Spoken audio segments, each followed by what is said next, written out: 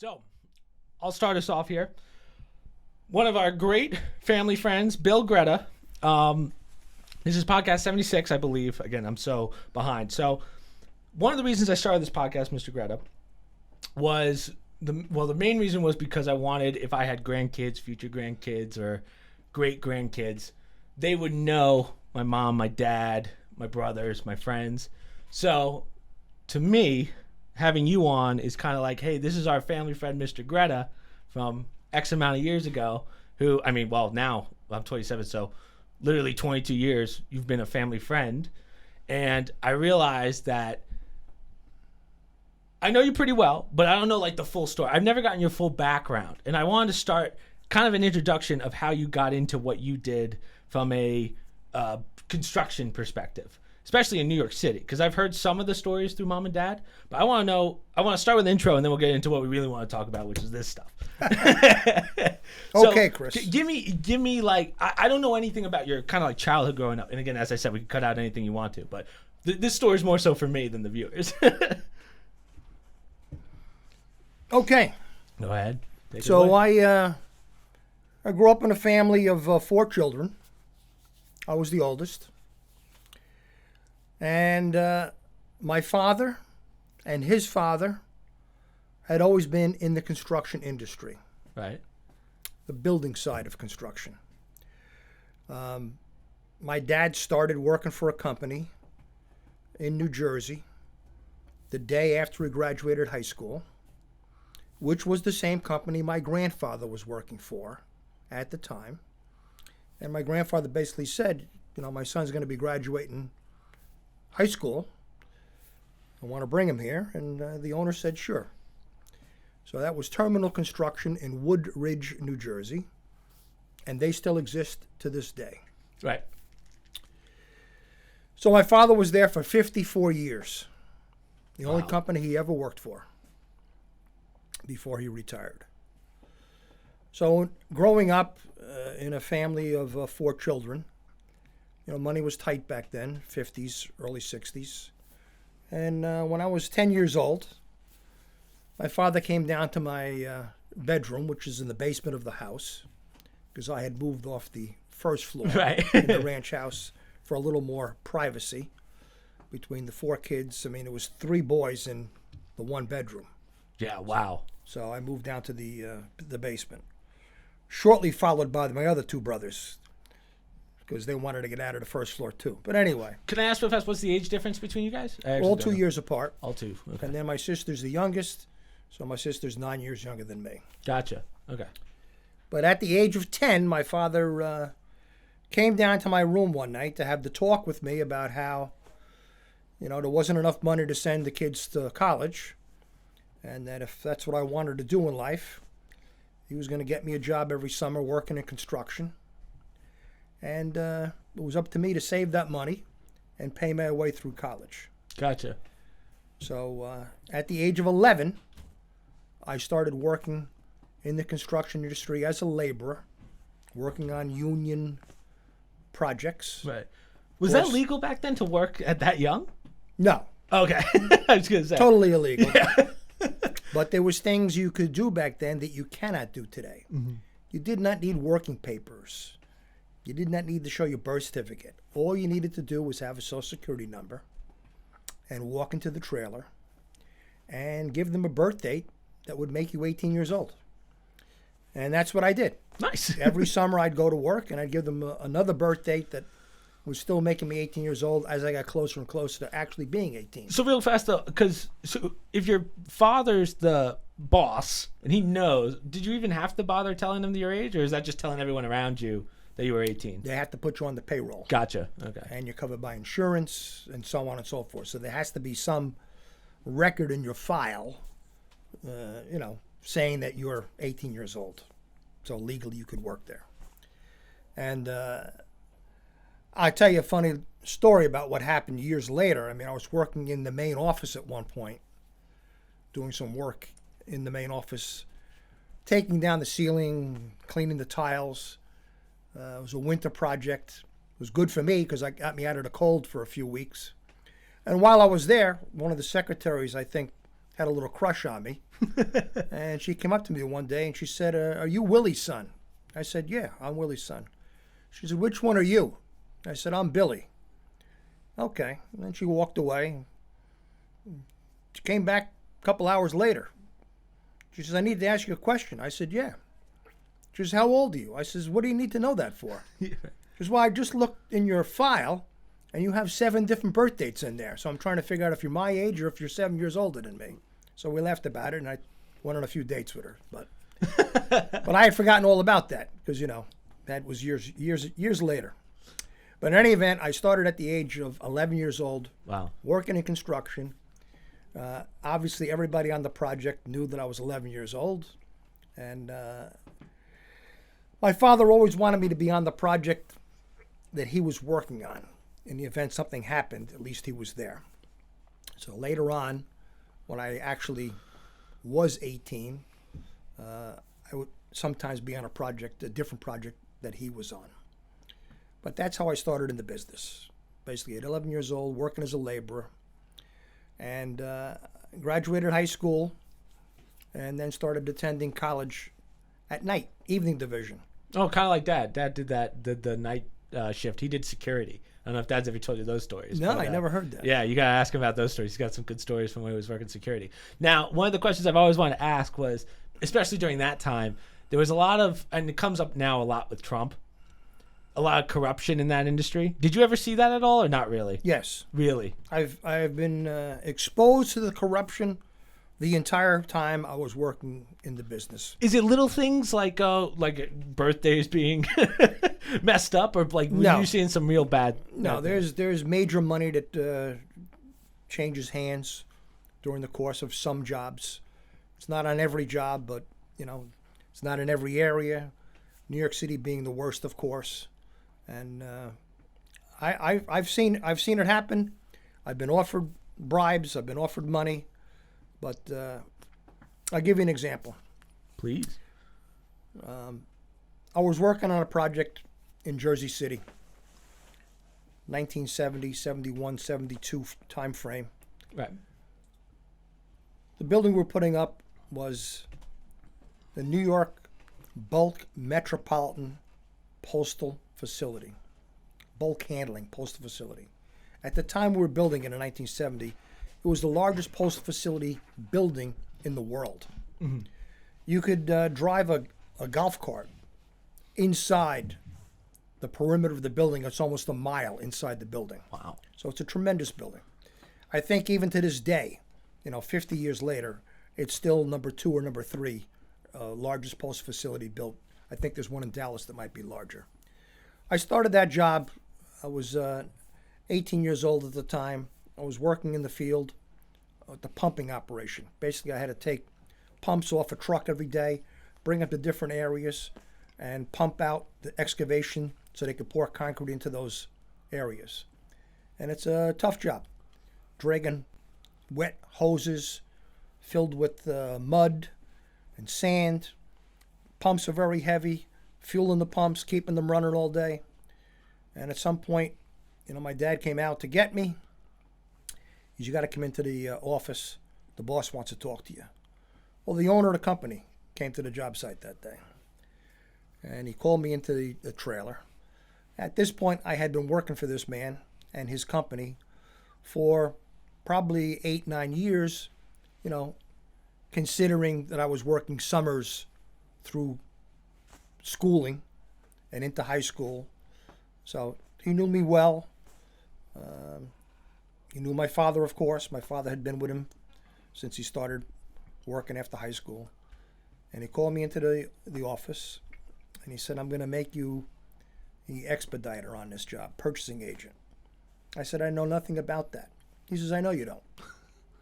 He says, "We just fired the purchasing agent out here. We were stealing from the company. So I'm putting you there because I know you're not going to steal from me." And of course, he knew my father, he knew me, he knew my brothers, So as soon as he left, I went back outside. My father said, "What did he tell you?" I told him what he said, to make me the purchasing agent. He's okay. So you're not going to take a penny from anybody that comes in and offers you money. I said, "Well, who's going to offer me money?" He says, you're going to see. He says, guys are going to come. They're going to want you to buy, their saws, their lumber, and they're going to offer you things. Offer you money, show tickets, dinners, women. But the first time you take something, you're going to be marked, and that'll be the end of you. I said, don't worry, Dad. I'm not going to take nothing. And that's how I started to get out of the field, if you will, right, and into the office.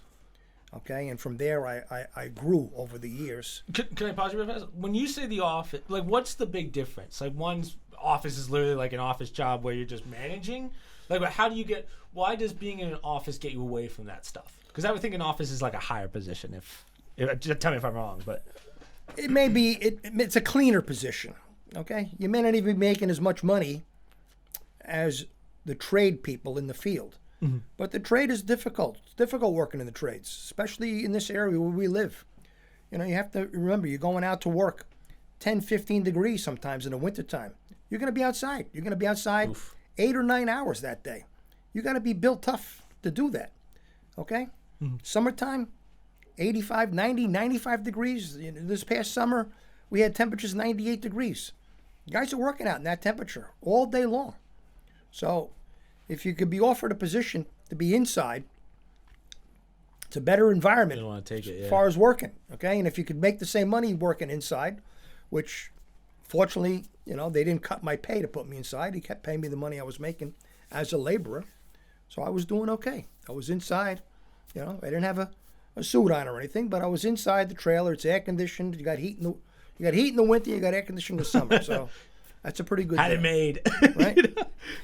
And that's what I did for the rest of that job. I was on that project for probably 2.5, 3 years, and for at least a year and a half of that project, I was doing the buying. How long is the average project? I know it's different, obviously, for everything that you've done. Yeah, every project is different. I mean, a sewage treatment plant could run 4, 5, 6 years. A high-rise in New York City, 36 months. So, the business is very cyclical. Yeah. You'll be working for a company. They'll have a lot of work. You'll be working on a job, and you'll be thinking, boy, this is a good company. They're getting a lot of work. And then 3, 4 years later, you realize, we have no work. Wow. So you got to go find another job someplace else. But, it's a difficult industry in the sense that you're working every day to put yourself out of work. Right. And the more successful you are on building your project, the faster you could be unemployed. So, as someone who's been in that industry for about 50 years now, right? 58 years. 58 years. How drastically has it changed, if you don't mind me asking? Like, have you seen some really big changes that almost like you were like, I don't know if I can keep doing this? Like, in the sense of it's changed too much? Like, is that one of those things where, like, keeping up with the times is a big factor or not really? It's changed a lot. It's changed significantly over the years. When I started in the business 58 years ago, there was probably only one woman on the job. That was the secretary in the trailer, who was a receptionist, and right, answering phones and typing letters. And you have to remember, Chris, back then, we didn't have any of the technology you have today. Right.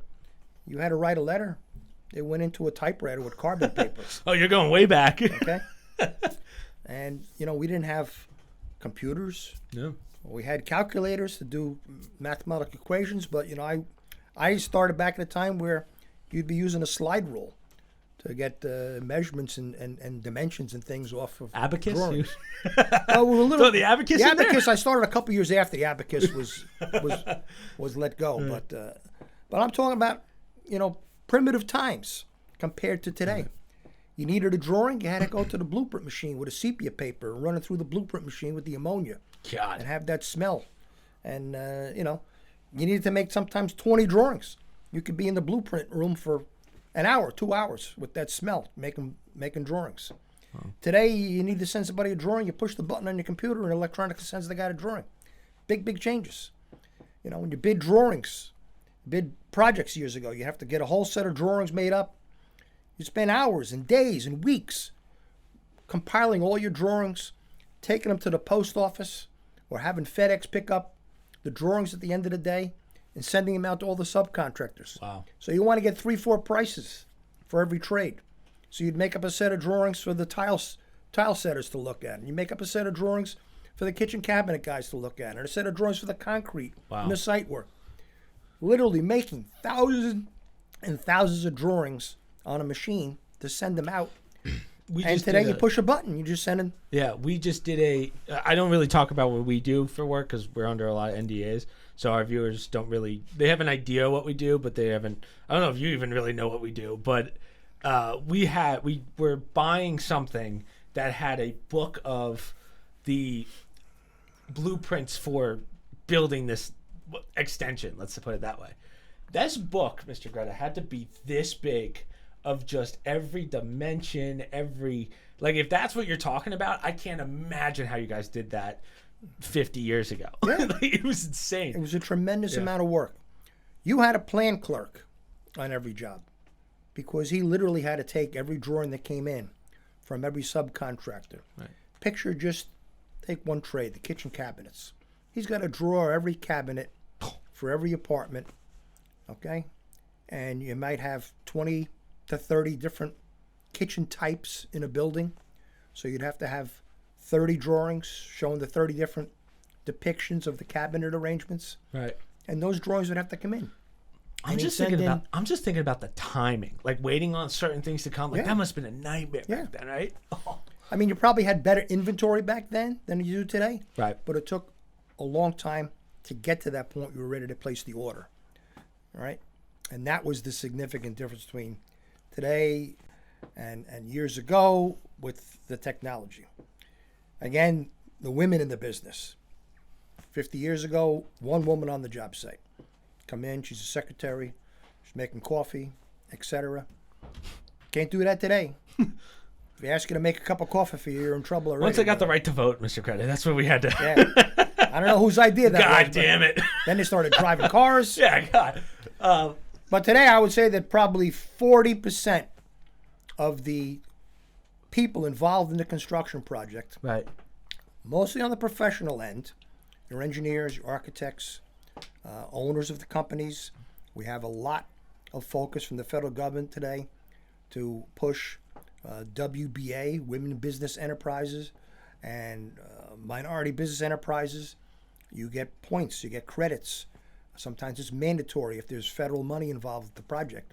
You have to hire these companies that are owned by women and minorities. This might be my naivety, but I think that's a word.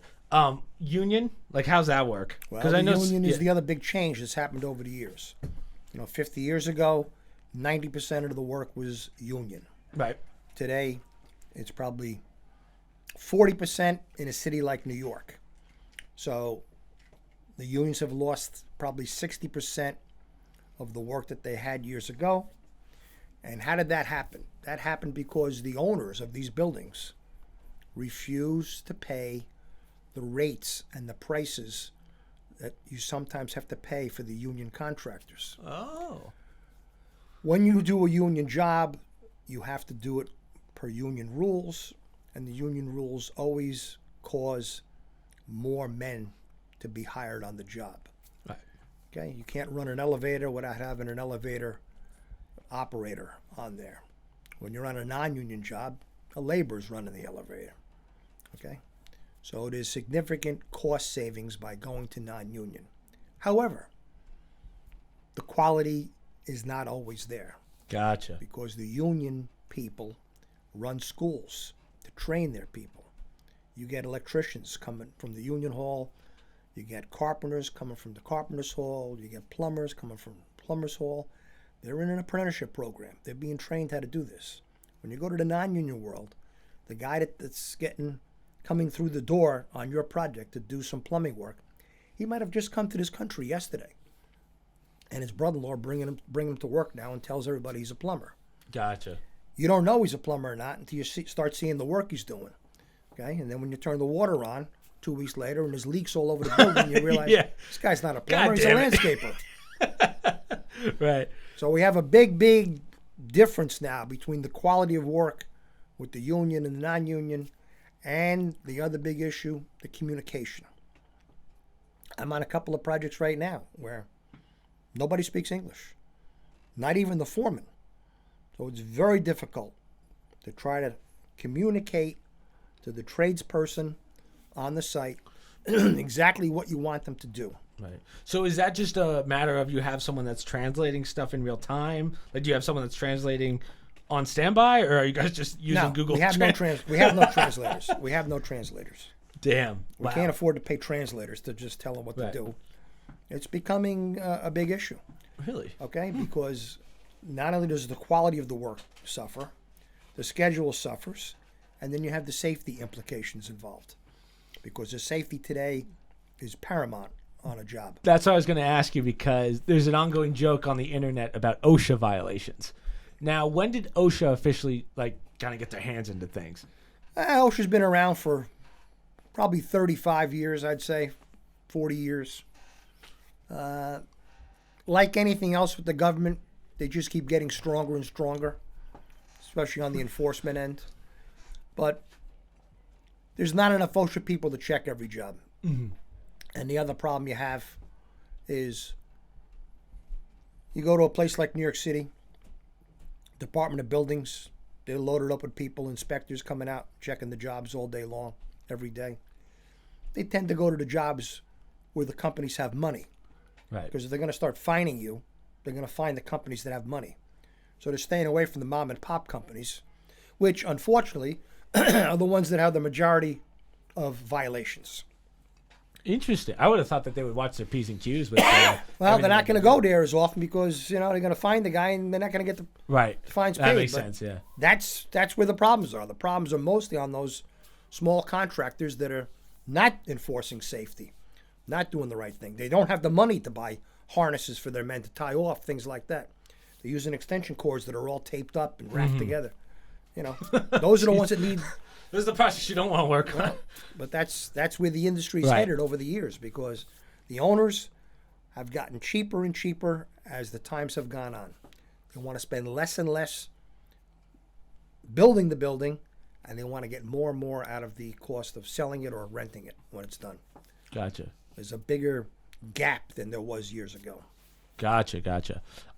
So what was your big project? And by that, isn't it? I kind of know the answer, but isn't it is it the New World Trade Center? I forget what it's called. I'm not very familiar with the city, as you know. I know it's right next door, but I don't go. I worked for the steel contractor to build the new tower, WTC1. Yeah. How was that project? Was that just like? It was a difficult project, but it was not as difficult as the other project that I was on simultaneously, which was the Oculus, the transportation center. The transportation center was actually much more money to build that than the big tower. Really? Yes. The big tower, of course, is visually a bigger deal because it's the tallest commercial building. Yes. I don't know why But the Oculus is difficult in design, difficult in logistics, and was a much more expensive project to build. And how long was that project? Those projects ran simultaneously. They were about 36 months to build those things. To be honest, that seems very quick. It is. It is for something of that size, but there was a tremendous amount of manpower involved. Okay. Because sometimes we can't get a highway done here in New Jersey. Yeah, well, Port Authority probably almost went bankrupt at some point building those things. But, we had a payroll of 250 iron workers, which equates to 250 iron workers, which equates to $2.5 million payroll per week. Wow. $2.5 million per week. So no contractor is going to have enough money to last an entire month to make his payroll. So we had to get on to a program where they were actually paying us weekly, just so we could pay so you could stay payroll and stay afloat. Have you ever done any bridges? Because I always hear bridges are a nightmare. No, bridges is a different area. That's heavy construction. I mean, I've worked on reconstruction of the skyboxes at the Madison Square Garden. I've done 9 residential buildings. I've done 5 sewage treatment plants. I've worked on warehouses. Worked on an air cargo facility in Philadelphia Airport. I did a prison in Chester, Pennsylvania. I've done, besides the World Trade Center and the Oculus, 5 or 6 other commercial buildings. So, Wow. when you start adding up 2 and 3 years on each one of those buildings, Yeah, you get it's 58. near, you get 58 Yeah. years. So, So at what point did you meet Mrs. Grutta? I met Mrs. Grutta when I was building a project in New York City, 180 Maiden Lane. And she had just gotten a job in New York City. She worked for Alexander's department store in Paramus, but they just had given her promotion to become an associate buyer. And she was working in New York City at the same time I was working at my first job in New York City. It was love at first sight? 1981. Was it the... Yeah, it was love at first sight. Yeah, good. Well, maybe for her. But Well, good. if you talk to her, she'll give you a whole different Whole story. different story. Yeah. Well, hopefully, I want to see if maybe Mom and her will do one. I'll say let Yeah, them do one that ought to be together. fun. Their phone calls are a podcast in their own. But I'm glad we got that little introduction. But now let's talk about the real stuff. Did we go to the moon, Mr. Grutta? The moon? Yeah. So real fast, well, the reason I say this is because the Gruttas always come over for our Super Bowls, which we don't know how many more we got left. This could be the last one. I don't want to make you sad. Well, but we got to figure we that out. have plenty more left. They might not be in this location. Yeah. So for my viewers, they know that I'm going to North Carolina the 1st, and then my parents are probably going to be down a little bit later. But I don't know what we're going to do without you guys. Have you guys figured out your move yet? I know you guys want to get out of here, but you know what state? We're leaning towards Virginia, although so we're not very happy about the latest election results. They lost the House and the Right. Senate, so. But that's where Mrs. Grutta wants to go. She wants to go to Williamsburg, Virginia. She wants to have dinner at the King's Arms Tavern every Saturday night for the rest of her life. I've always wondered, what's your fascination with Virginia and that area? The history. I've always wanted, yeah, The history. That's what We I love the figured. history, and when you go to Colonial Williamsburg and you truly immerse yourself into what they're doing there, you'll realize that the same problems they had in 1775 are exactly what we're facing today. Yeah, I mean, you're not wrong. It's Between still the different perspective, but taxes yeah. and the political parties infighting and fighting against one another and the corruption, it's really all over again. I would say it's worse nowadays. It's I probably look worse at some of the 'cause stuff that goes on. Everything's bigger. The numbers are bigger. The Debts. The Debts are debt's bigger. bigger. You know, the repercussions are bigger. But Yeah. Jeez. But so, and then Mary's down there, your daughter. Is that Yes. Is that just because you want to keep everyone close, or? no, because we don't know where Mary's going to end up. Mary's there because Mary needs to be close to airports, and That's she my has big problem. she has 2 airports, 15 minutes from her apartment, That's that perfect. offer nonstop flights to every state. Because the politicians, they don't make any flights that are not nonstop. Well, flying right now is a bitch. Yeah. I mean, so for where I am, I have a 2-hour drive to the nearest airport, except for the small. There's actually one down the street, but they only do small planes, and I'd have to fly to Charlotte anyway just to get up to. Flying has Newark. become a dedicated day at this point. Oh yeah, You absolutely. need a day just to go anywhere in a plane. And, to be honest with you, if it's within 8 to 10 hours of driving, I'm going to drive. I'm not flying anymore. Someone brought up a good point. Have you ever seen the helicopter stuff? They make Uber for helicopters. It's pretty cheap in comparison. Man, Now, I'm not too fond of getting on a helicopter. Yeah, I've been on a helicopter a few times, but I'm not too fond of getting on them. Yeah, I don't mind them. I've been on 2, but for short distance travel, it's great. I don't know if I want to do state by state. Yeah. Like they will do that now. Like there are helicopters that can go that distance, but just a little future reference. But either way, let's get into what we want to talk about here. So the reason as I said, I bring this up is because last Super Bowl, we went in deep. We went in deep on this stuff. And I've been watching a lot of videos, and I think ever since, I've been wanting to ask you this, ever since remember when Mexico a couple months ago had those little aliens? Yeah. I was like, oh, Mr. Grut is going to be into this one. So I want to know, what were your thoughts on that one? These they look so fake. I don't know what you thought, but. Today with technology, you could create and make anything you want to make. So Yeah. I don't want anyone to think that I come here with ideas that are set in my mind. Yes. I keep an open mind, and I think one of the problems I have with today's generation is that they don't investigate and question things. Agreed. They see something on the news, they hear something on the radio, they don't check it out and investigate. And this was something that fascinated me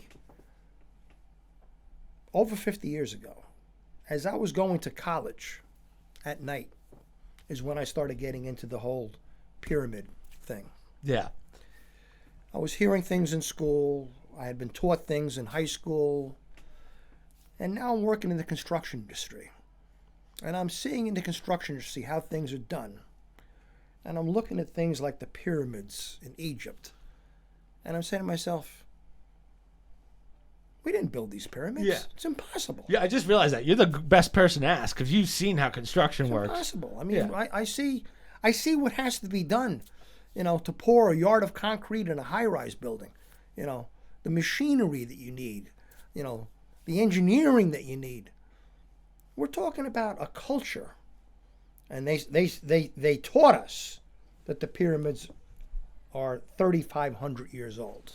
Mm-hmm. Okay, so you have to go back in time 3,500 years and look at the people that were living in Egypt at the time that they say built these pyramids. And I look at these people, and they may have been wonderful people, but they couldn't possibly possess the engineering skills. Absolutely. I agree. Or the technology that we have today. And we can't build the pyramids today. So then how did these people build these pyramids? The only theory that I've seen on the pyramids that might make sense is there's this idea that they had these water canals. I don't know if you've ever seen this one. I wish I could bring it up, but for some reason the internet's being a little weird. They used to basically push them down under the water and kind of use it as a flotation. But then I was like, well, how are you going to get them out? There's no way. Yeah. You don't have enough people surface area wise to get these stones into place perfectly. It doesn't even make sense. So there's so many theories, Chris, and this is what fascinates me about the pyramids. I mean, we've seen the pyramids forever. They've been there. And everybody's still coming up with a theory as to how they were done.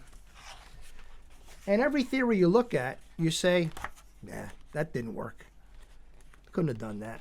So I know you guys won't be able to see this because we got a giant book here with the pyramids. I've had this is that just a book only on the Egyptian pyramids? This is a book from the National Geographic Society. Okay, and let me see, 1978. Damn, it's even signed. 1978, yeah. Somebody gave me this book. I'll try and explain to the viewers what I'm looking at here. Ancient Egypt. Yeah. Ancient Egypt. So it has a lot of beautiful things of the hieroglyphics and the carvings. And these people in Egypt, I believe, did all this kind of stuff. Mm-hmm. And they're beautiful pieces of artwork and carvings. But the thing that I draw the line on is the physical construction of the pyramid itself. Mm-hmm.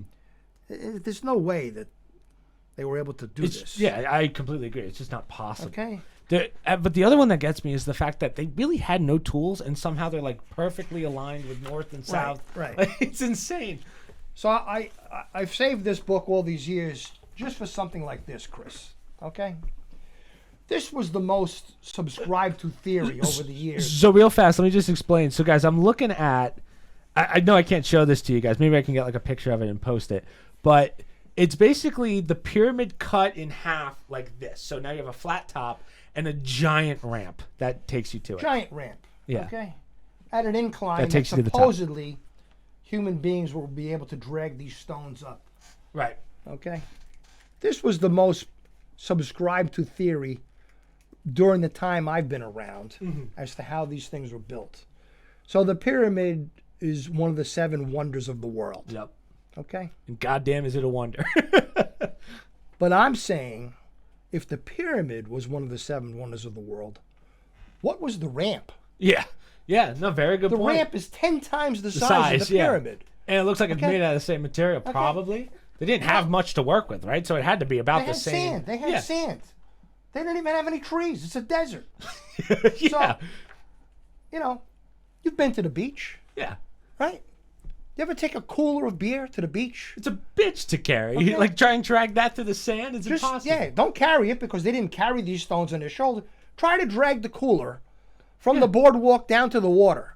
You get about 10 feet, and you got to pick the cooler up because it's digging itself into the sand. So, didn't happen. I'm saying it didn't. And, I'm not coming here with all kinds of What are you trying to tell the people, Mr. technology. I'm just saying, use some common sense. Use some common sense. They say 20,000 people worked on the pyramid for 10 years to build the pyramid. What these people eat every day? Yeah, bugs. What they have? They had like They food, probably had food some, trucks. Food trucks. What they have? yeah, they had. I believe that they were. I could be very wrong on this. My Egyptian history is terrible, but I believe they had somewhat kind of like rice patties, but it was more so sugar canes and stuff like that. But to your point, there's no way that they were making something like this by themselves. It just doesn't make sense. Listen, I'm sure people much smarter than me could do a study of how many calories are expended from each human being that supposedly was dragging these stones up this ramp. Okay? And once you do the calculation, I'm sure you'll find out that you couldn't eat enough food to get those calories. You know, I just think of the strength of these guys in the sense of they didn't have gyms. How were they getting? These were very thin people carrying stones. That I want to see how much each stone costs. You might already know, or weighs. I mean, how much each? Some of the stones were 30 tons. Exactly. That's what I mean. Tons. Even let's say you did have a crazy amount of people. Surface area wise, you couldn't move that. There's no chance. We lifted up steel at the Oculus that was 30 tons. Yeah. We needed I'm going to ask you to just move in a little bit, Mr. Guy, so you're in the camera. We needed 2 cranes. We Yeah. needed 2 cranes to lift up the 30-ton Yeah. piece of steel. Okay, Right.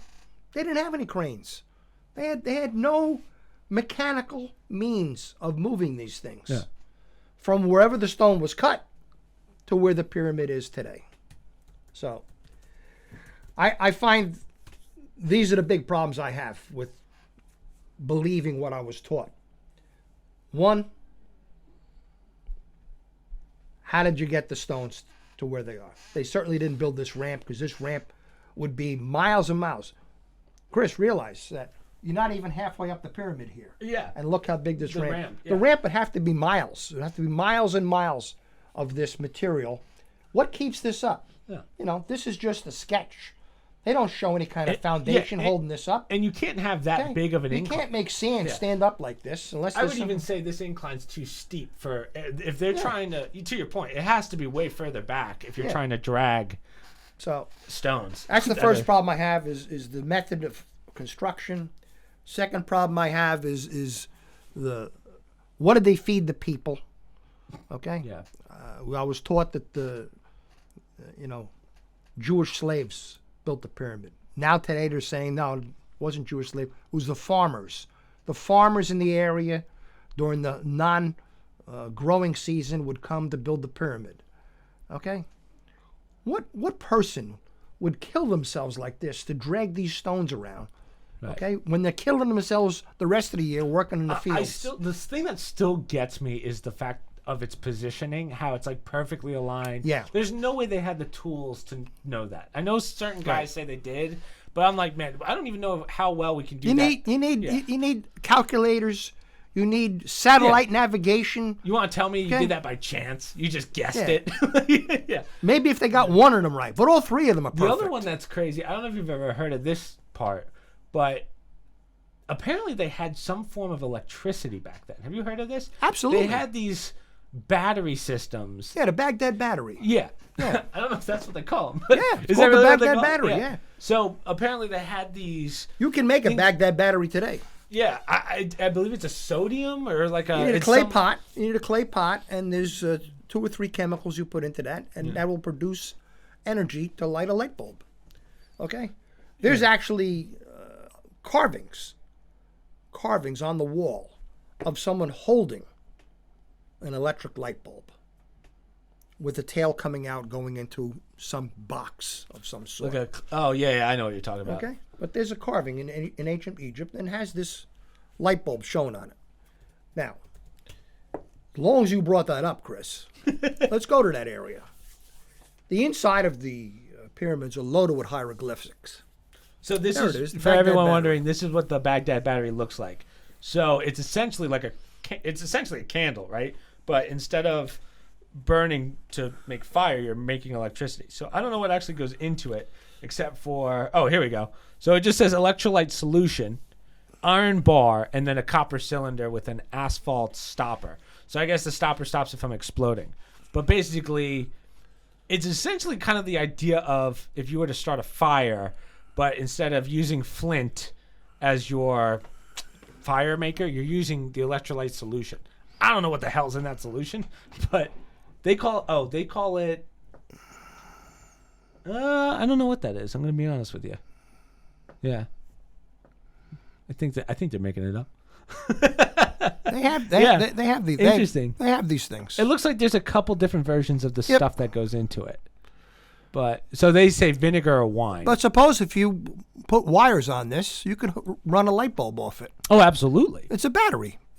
Just like a battery in your car has an electrolyte solution in it. It's acid. Mm-hmm. But in any event, you look at the hieroglyphics inside the pyramid, and they know from examining the hieroglyphics that they had to have had all that work done after the stones were set. So they've disproved the theory that the hieroglyphs were carved onto the stone before the stone was set. I mean, that in itself is absolutely impossible. Yeah. It's like building a jigsaw puzzle, without the pieces. So, yeah. Right. Anyway, they put the hieroglyphics on the wall after the stones were set. But to this day, they have never found any evidence of any fossil fuel inside the pyramid. Right. So they have if you no had clue how they did it. candles, Yeah. you had a torch, there had to be residue left, some kind of carbon footprint. Right. From, so this is just a theory. This isn't exactly. This is not 100% what they did. This is just a theory of what they might have done. No, But I've even read then- that they found. I've read that they have found these batteries in some of these ancient civilizations, in some of these archaeological digs. I've read that they found some of these batteries. Gotcha. Interesting. So- Now let's talk about another pyramid. The one in Antarctica that no one seems to know about. Have you heard of it? Well, we talked about this. I think you're the one that kind of made me research it. Well, So real fast, do you know that there's like a peace treaty between all the countries that was back in like the 40s or 50s? I could be wrong on that. It's a peace treaty that says everyone gets a piece of Antarctica. 1958. 58, right. Yes. I don't know what it's actually called. Let me see if I could find it real fast. But 1958. Do you know what it's called by any chance, or treaty?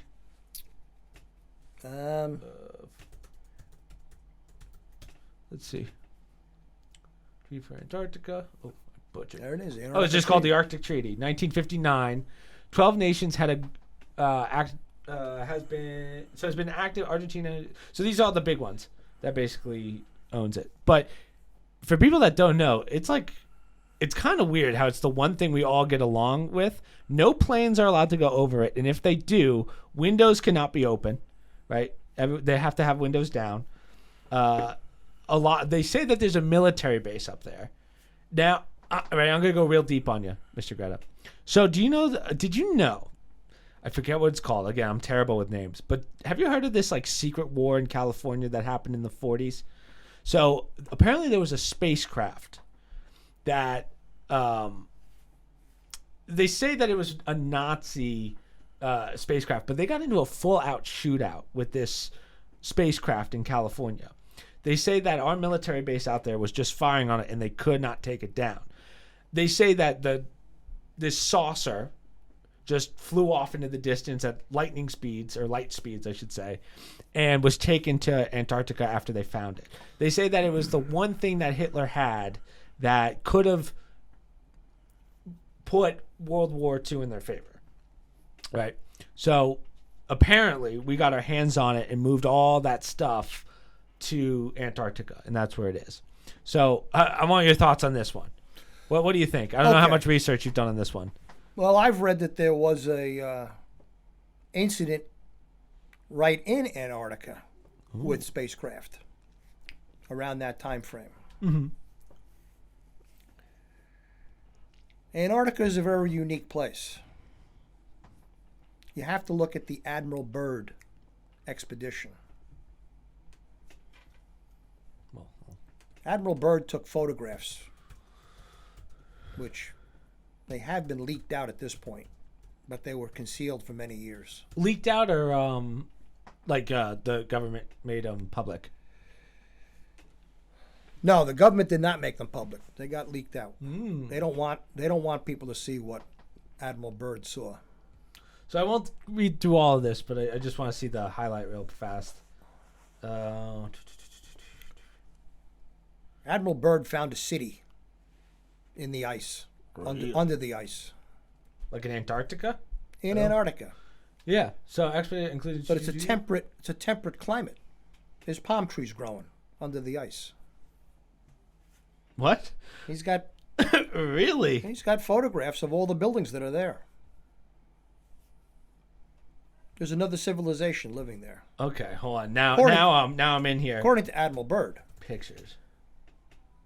Let's see some of these, because if that's true. So this is a map of what it looked like, I guess, and this is his idea of. Oh, this is some board game. Yeah.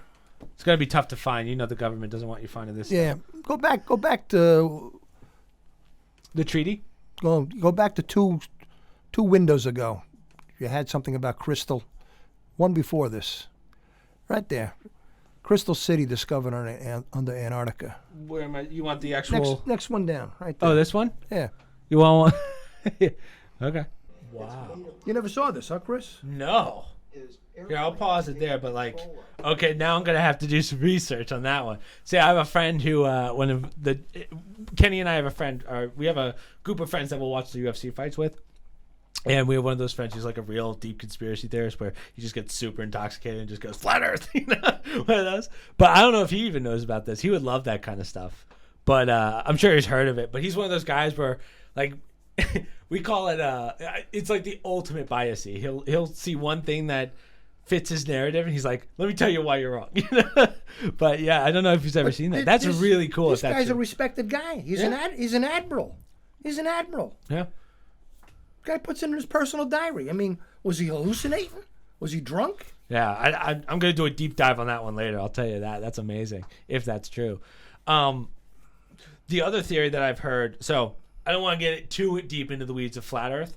But I think I told you this one, the dome theory, where the admiral 13,000 feet. Yeah, he recorded it as a dome at 13,000 feet. Where he hit the dome and the plane went down. So I forget what it's called. As I said, I'm terrible with the names of things. But apparently, after I believe it was German actually, the planes that went through after like a bombing run or whatever, they went to Antarctica trying to get back to Germany, or vice versa. And apparently, they did one of those flights where you have one plane in front, two behind, and the first one just hit nothing and exploded. Right? Like it just boom, no momentum. It's written in a diary somewhere. Like I forget what journal it's in. It's pretty, it's out there. But I've heard that's like my most. There's two videos that really convinces me of the dome theory. Not that I believe it. I do believe we've been to space. I don't believe that the footage we've seen is real, but. There was one where this guy launched a rocket straight up, and it's one of those little, I don't know how it's a fuel powered rocket, but it's only about probably a bit at the height of this table. I saw that video. You saw this one? Yeah. It goes straight up. I'll see if I can find it for you guys. It hits water. It just hits water. It hits something. It just goes from 100 miles an hour to just zero instantly. Yeah. And let's not get flagged by YouTube. You know, you guys might have to look that one up on your own, but. I mean, I'll see if I can find it, but rocket hits nothing. Let's see if it comes up. If it's the first, I'll know it the second I see it. Yeah, there you go. Yeah, firmament. Yeah, hits the dome. So, okay, we're already this deep. We'll probably lose monetization, but who cares? This is another level. Yeah. This is another level above the pyramids. So this is so weird to me that this happened. So this rocket's currently going into the atmosphere right now. They launched it 73 miles, and then, hold on, wait for it. I've heard a lot of theories on this one, how Antarctica goes around the whole thing. It's an ice wall. Yeah. So this is where it's about to hit the dome real fast, guys. 3, 2, 1. Just stops. I don't know if anyone's ever debunked this one, but to this day, I've always wondered what the consensus on that one was. Well, the flat Earth, I just started looking into that in the past 2 years. But I'm not saying I believe in flat Earth, but it makes you wonder about a lot of these things. Yeah. The Bible says it's a dome over the whole Earth. Yeah. That's what the Bible says. I might ask you to move in one more time just so you're in camera. Sure. I don't want to keep. Well, it's this relaxing chair you gave I me. know. there. You put- I mean, mom goes way back. Kenny Yeah. does the same thing. Kenny wears a hat, so you can't even see his face. Just I'm see like, the "Kenny, beak." Yeah, exactly. But with flat Earth theory, and the one that is always interesting to me is the flight patterns. Have you ever seen the Yes. flat patterns? So Yes. they'll have. I don't know if you guys have ever seen it, but they'll have like a flat plane of all the flight patterns, and it makes more sense how flight patterns work when the Earth's flat. Right. So that one I go, okay, now I'm a little skeptical. I'm always skeptical. I never believe one thing. You know what I'm saying? Yep. Yeah. Even the United Nations insignia depicts a flat Earth. I've heard that one too. But so then, do you think we've been to the moon? What are your thoughts? Okay. Listen, I watched. Here we go. I watched the moon landing on my grandparents' TV Yeah. in 1969. That was a big thing for me because my birthday is July 16th. So July 16th was the day that the rocket took off Right. to go to the moon. Okay? And as a young kid growing up, I was very patriotic. Very patriotic. Always supported everything, believed everything the government told me. I'm 72 years old now. Okay? After what I've read and what I've seen and what I've heard, I don't believe anything the government tells me anymore. I'm kind of with you on this I one. believe nothing that the government tells me. In fact, I'm going to tell you something that may shock you. I believe that our government is the most corrupt government in the world. Whoa, Mr. Greta. More corrupt than Russia or China, because in those countries, at least they're screwing you over. In this country, they make believe that they're here to help Yeah. you. And they've been screwing us over our entire life. Okay? Yeah. A lot of the stuff I was taught in school, probably 50% of it, is lies. Lies. That's true. I'd agree. I've been lied to. My education system lied to me. And unless you go out on your own and you really start getting into these things, you're going to go to your grave believing certain things. So, yes, I believe that we did this moon landing. Until 20, 25 years ago, I'm traveling on our trains to go to New York City for 40 years. 40 years I worked in New York. Okay? We can't get a train reliably into New York City every day in the 50 years that I've been working. Do I believe we sent a capsule to the moon and brought it back with people alive on it? And we can't get a train to New York City from New Jersey? You know what's also interesting? So I saw this recently. Apparently, we don't have the technology to do that again. Have you ever heard this theory? Like, Yeah. they're like, oh, yeah, we don't know how to do it. Yeah. Like, Yeah. Mr. Guy, I might just have... Can you put this on the chair over there? Sure. Because I don't want to... Sure. I don't want to block us, but yeah, like the theory of that to me, like how do we? Well, they they- say that we did it on like a floppy disk, basically, and then they're like, yeah, we don't know how to do it ever.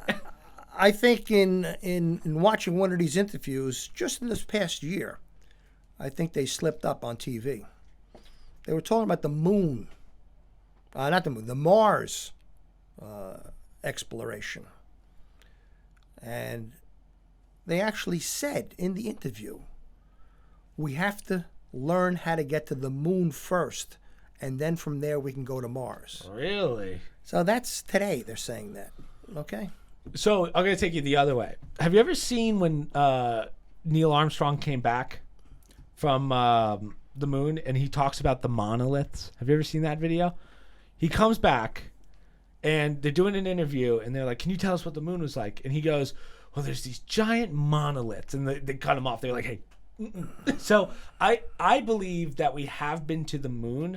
I don't believe that the footage we have seen is real footage. I see. Yeah. So I think a long time ago I showed you the video with the green screen errors that they had and the Yes. chords. I don't know if you Yes. ever watched that. I can pull I it up. did but- watch that. Yeah. Yep. So, I've seen some of this stuff in the supposedly in the space station Yeah. and the somersaults and stuff. And the guy's tied off on cords. He's not floating Yeah. in gravity. As someone who's a video editor, like Yeah. they're pretty obvious things. Like they're little things that 20 years ago, yeah, maybe people wouldn't have seen, but nowadays, I mean, Well, I do recall many years ago getting some footage that during the supposed moon landing, in July of '69 that there was a section of the audio that was blocked out when Neil Armstrong came down that ladder and he did that famous speech, one step for man, one giant step for mankind, or whatever he said. But before he said that, he was communicating with Houston that he said, we have an audience here when he first came out of the craft. And they said, what are you talking about? He said, there's some giant ships on the horizon watching us here. Whoa. And they said, could you describe it? He says, yeah. He says, it looks like a flying saucer, and it's probably 3 miles in circumference or diameter, whatever. And they said, don't mention another word of that for the rest of the trip. Now, at the time we were watching this on TV, they had this delay. So you weren't hearing anything real time. Yeah. However, there were ham operators around the world that were tapped into the actual feed. Mm-hmm. And they recorded that, and they heard this. Wow. And that is still out there to this day of what he said, supposedly when he came down a ladder. But be that as it may, maybe I'm just jaded because I spent 40 years on the train. Yeah. Maybe we did go to the moon, okay? But as you say, the footage, I can't believe it at this point now. I can't believe it. I'm with you. So let me ask you this. I don't know if we went back, 6 more times either. Yeah, that's true. Who knows what we've been doing ever since. So do you think that the alien things that we're seeing now are real? Like I believe that the alien stuff is real. I've never seen the alien stuff. I don't know how much of it is real. I haven't seen enough believable stuff yet. Yeah. Right? I mean, I'm saying I think it's possible. Yeah. I think it's possible. I think that the government has made advances in technology too quickly on their own. I agree. So somebody's feeding them this information. I mean, if you just go back, 100 years, okay? We didn't have jets. We didn't have rocket ships. We didn't have computers. Look at what we've done in 100 years. But go back 100 years before that 100 years. Go back from 1820 to 1920, okay? Really wasn't too much difference. Yeah. I mean, plumbing, maybe you had some indoor plumbing that was moving along. But, there really wasn't much, okay? So if you look at those 100 years and you look at the last 100 years, the technology and the advancement of everything in life just came along too quickly. Oh, yeah. That it just naturally attributed. Right. I mean, there had to have been some artificial help from the outside. Well, when I look at all this AI stuff now, like the quantum computing, man, like we're getting to a time now where it's going to be tough to tell what's real and what's not. Right. And then we're not even talking about alien stuff. We're just talking in this country. Right. So, truth be told, we're getting to the point where you could probably lie to me and I'll believe it. Right. As someone who's a video editor. I mean, basically, anything you see on a screen today, you don't know if it's real or not. True or not. Right. So, let me ask you this question, though, and I've asked Mom before. So, as we kind of alluded to, I've known you for we've been in private Catholic school our whole life. So, if there is aliens, how does that affect religion? I'm going to assume you still believe in God and all that stuff. I do. Yeah. I believe in God. I mean, I was just thinking about this the other day. I mean, what would be the reason that we're born onto this earth and we're here for a certain number of years? And what's our purpose to be here? Yeah. I mean, what have we contributed? I mean, I've worked in the construction industry for 50 years, but if I wasn't here, somebody else would be doing what I did in the past 50 years. Right. So I don't think that any one of us individually, contributes that much. So there's got to be a reason why we're here. Yeah. I don't know what it is. Has it kind of skewed your idea of what God is, though? I've always wondered this because, let me tell you my personal opinion on. Again, I've been in private Catholic school my whole life with your daughter and all the way through college, and I've come kind of to the conclusion that yes, there's got to be some kind of godlike being out there, I just don't know if it's this like Catholic religion God. Does that make sense? Like, Yeah. I look at the human body, like all the axons, neurons, how crazy of a machine we are. We're no accident. Like the fact that people are like, statistically it had to happen once. Right. It's like, that doesn't make sense to me. But I just don't know if I can say that we have a religious God. I see him more as a creator. Well, I don't know that the believing in aliens and believing in God are against one another. Right. I mean, I've seen plenty of stuff, ancient aliens on TV and other things I've read, that these aliens may be our forefathers. Yeah. They may have been on this earth before us. They may have been us at some point millions of years ago. And that they just, we're like, hey, we've surpassed. They got better and better and smarter. They moved us to a different place. But, that's not to say that God didn't create the aliens. Right. And they just... I have to believe that there's a creator. Yeah, I know that for a fact. But again, we've been improving ourselves. But, to go back to Egypt for a second, you look at what they claim that they built 3,500 years ago, which a lot of people now are saying their pyramids are 10,000 years old, not 35. You still don't have an exact date on that one. Right. But where did all that knowledge go from those people from 3,500 years ago? You look at Egypt today, it's a third world country. Okay? I mean, they're defecating in the streets. Yeah. That's, to me, not a sign of a culture that's really been advanced in the world. What do you think caused that, though? Like, what do you think caused that height of possible potential that just fell? I don't know. Yeah. Like, I've heard theories of it. Like, there's a whole gap in our history that just kind of went missing. Just textbooks and stuff that are either buried somewhere or were taken off planet. But there's definitely some space or gap in our history that we're missing. It's somewhere between 12 and 1400, I've heard. But, and then I hear that there's another gap that's way before that. So, like, negative 2000 or whatever, but BC. We're talking way BC. Well, they burnt down the library in Alexandria, and a lot of knowledge was lost back then. But the people weren't all killed. So, I mean, you lose the knowledge that was written in books, but the people, why couldn't they write it again? Why couldn't they teach it to the next generation? I just can't believe that a civilization that was supposedly advanced enough to build the pyramids is now today unable to provide simple plumbing in a major city. Yeah, very good point. Yeah. So something's wrong. Something's wrong. Either they never did it 3,500 years ago, or someone took all that knowledge away. Yeah. But well, it's good. The one thing that I do think COVID kind of helped us with was it did kind of open it definitely my eyes, and I know including my mom's eyes, of like kind of the stuff that's hidden from us, kind of the corruptions in our society, not just our country, but on a global level. So I'm kind of glad in a sense that our eyes are a little bit, not saying we're right or wrong, but it makes you kind of think on a higher playing field. COVID absolutely did make people more aware. I think for a period of time, people were forced to find alternate things to do, and some people, including myself, started investigating. Yeah. And looking into some of these things that we had been told all our lives.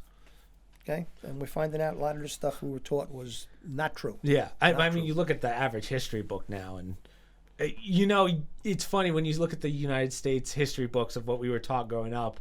Like, there's no way we won every single battle, right? Like, there's a couple, there's no way. And then we talk about what happened. We haven't won any war in the last 50 years. Yeah, so. Yeah. And then we've had these proxy wars that I don't even know if those count. But, yeah, it's funny how every country has their own kind of twist to it. Like, I have a friend in England, and I was like, so when you go through your history books, is it just L after L, like every loss that you guys took? And it's like, well, it's kind of a loss, but it's kind of skewed in a way. Every country does it. So I don't know if we're much better. I mean, we do have a little more proof behind that pudding. But to your point, there's a lot of things that the U.S. has done that is not great. And especially when we look at our trading, our businesses overseas, there's a lot of stuff you got to start waking up to.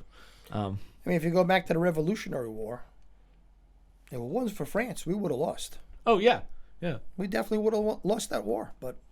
And I'm sure France didn't want to be our best friend, but since they were fighting England anyway, it was just a part of fighting England. Yeah. So. And thank God for guerrilla warfare. Yeah. Right? But we just did an hour and 10, right? Doesn't it go by fast? Yeah, Isn't of course that insane? it does. Yeah. Again, I could talk to you all day, but I know you got to get home pretty soon. It's already 8:50. So, again, thank you for doing this. Means a lot to me. You guys are like family to us, so I'm glad that we could have gotten one in the books. You're like family to me. You're the son I never had. Yeah, hopefully my brothers are too. But I don't know when I'll be back again. This is a new chapter for me. This one's going to come out mid-January, I told you about, and then Dad's doing it tomorrow. So I'll shoot you a text when this one comes out if you want to watch it back and see how you did. Okay. All right. Well, thank you so much. I'll give you a fist pound. Guys, 76 done. Hopefully you guys enjoyed this one. I won't promote anything because, as I said, this comes out mid-January, so I don't know what's going on. But, again, thank you so much for doing this, Mr. Gretta. Means a lot. My pleasure. Hopefully I'll see you soon. Thank you.